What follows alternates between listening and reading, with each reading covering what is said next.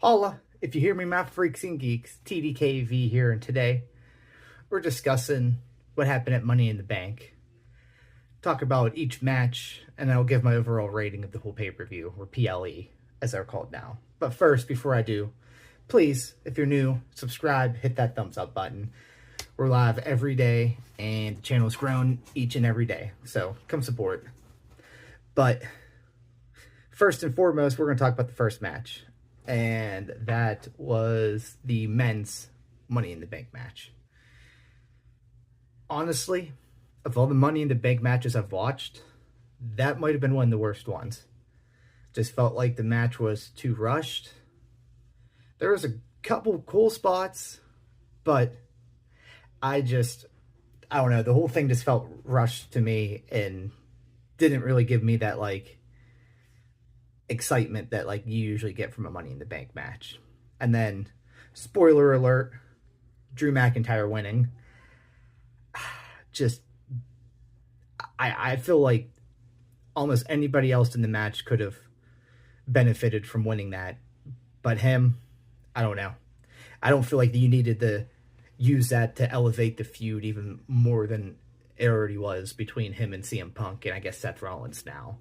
But no, the men's Money in the Bank match, I'm going to give that a 5 out of 10. Just bad booking, in my opinion. Then the second match on the card was the Intercontinental Championship match between Braun Breaker and Sami Zayn. And if you go back and watch my live that I did for that, I basically called what was going to happen in that from the very beginning. I really didn't feel like there was a need for the way that the match went. And I kind of feel like that WWE's been squashing all the NXT talent. I felt like that would have been a good opportunity for Braun Breaker to finally get taken a bit serious, give him a push. Sami Zayn doesn't really need the title.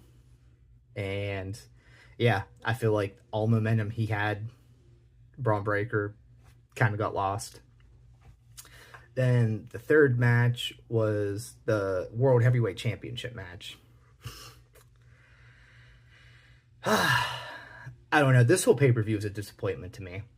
I'm just going to say it like that. The Drew McIntyre coming in, cashing, and then the title.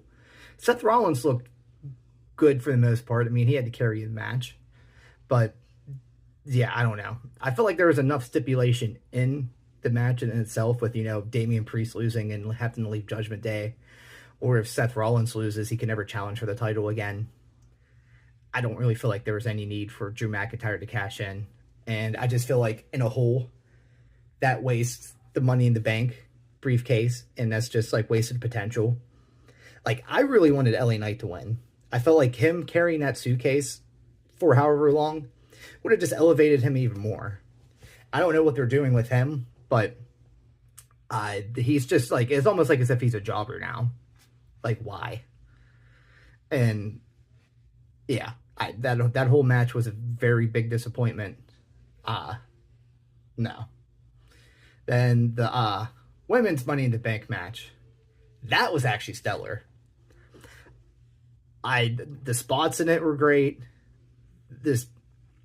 Honestly, I think that's one of the better Money in the Bank matches, men or women. That spot with Io Sky, oh, dude, you could just tell that she was down bad. That was a great match, and honestly, I think Tiffany Stratton deserves it. That gets 2 thumbs up for me. The main event, that 6-man tag match. Stupid, unnecessary. Bloodline is a very drawn out concept at this point. I was the entire time hoping that Roman would have came back, and that would have been something that would have redeemed that and made that watchable.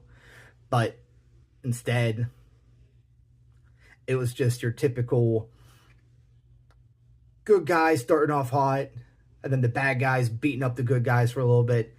Cody gets the hot tag, and it was just stupid. And then you have him lose cleanly, basically, getting pinned. That's really making your undisputed champion look very good. Let me tell you. Honestly, I was excited. I was at WrestleMania, and I remember being very excited for the Triple H era. I remember when Stephanie, day 2, like, made that whole announcement, we're in the Paul Levesque era. It's honestly been very mid. Somebody in my chat yesterday made a good comparison. Vince is too short-term storytelling. Triple H is too long-term storytelling. There has to be a happy medium, and we're not getting that. They're just drawing out these storylines, and I don't know, I'm not all for it. But yeah, the way that pay-per-view ended yesterday, I'm not looking forward to the future of WWE for now. That's just my personal opinion now. Maybe it'll pick up a little bit, maybe it won't, but I don't know. That's just my personal opinion now. The whole pay-per-view in itself, I'd give it a 5.5 out of 10. The only redeeming factor, in my opinion, was Tiffany Stratton winning the Money in the Bank and Io Sky, that spot that she did. But the rest of it, though, I don't know. Very mid. Very, very, very mid. But let me know in the comments, what's your thoughts and opinions? And please, if you haven't yet and you're new, subscribe and hit that thumbs up button. We're live every day, and we are a small channel growing by the day. Until next time, my freaks and geeks, see ya. And remember, you're kind, you're smart, and you're capable. Please don't forget it. Everybody saying TDKB. Yeah.